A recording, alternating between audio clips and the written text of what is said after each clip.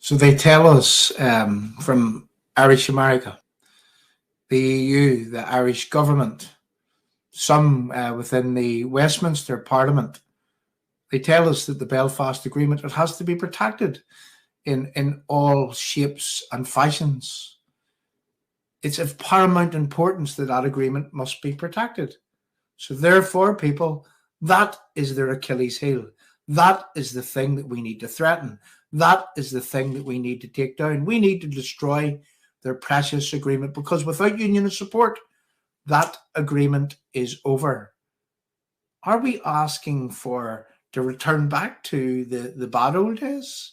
Absolutely not. Absolutely not. You see, you can be against an appeasement process and you can be still for peace. That Belfast appeasement has been working for the IRA terrorists in where that in 1994, late 1994, there was talks with the British government. And those talks would have went on for a while, in fact, over a 4-year period. But in 1996, the IRA let off a bomb in the Docklands in Canary Wharf, causing £500 million worth of damage. And that was the IRA tactically seeking to create what we now know to be an appeasement process. And ever since that point going forward, whether it be bombs in the Docklands, Canary Wharf, whether it be Northern Bank raids, whether it be gathering information that is useful to terrorists, whether that was killing people in 2015, one in the markets and one in Short Strand, and don't let anybody tell you that that was not the IRA conglomerate linked to Gerry Adams' Sinn Féin group, because it was. You know, whether it was that, whether it was the guns being out on the streets in 2019 and again in 2020, one for Mr. Rooney, Lower Falls, D Company of the IRA, with their guns shooting over a coffin. And where's Simon Hoare shouting about those things? You see, it didn't matter. It constantly didn't matter. And they were only a few things that I just mentioned there. It didn't matter what the IRA done, when they done it, how they done it. It didn't matter if they murdered people. It didn't matter if they blew places up.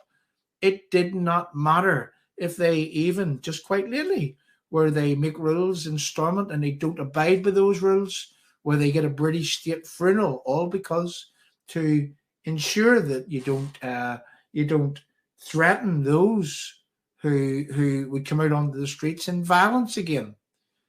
And that's exactly what has happened from the inception of the talks about talks, going through to the Belfast Agreement, running right through to today's date.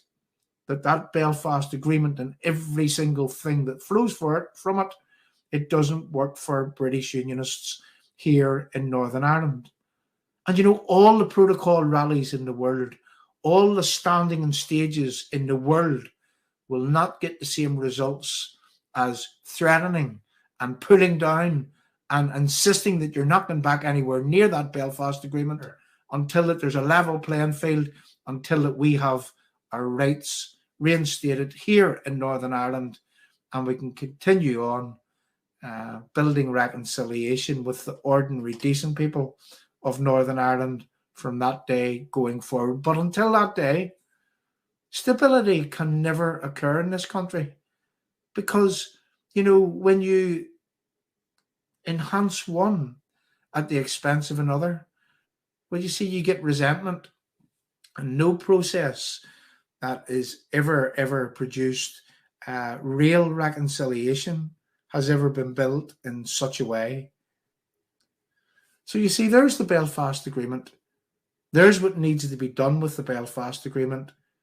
You know, we need to be very, very serious about how that it is that we protest from here on in. We need to protest against their precious agreement. And I'm talking to British Unionists here. And if we fail to do so, well, I'm afraid that every single thing that you've ever believed in will be lost and gone forever. You see,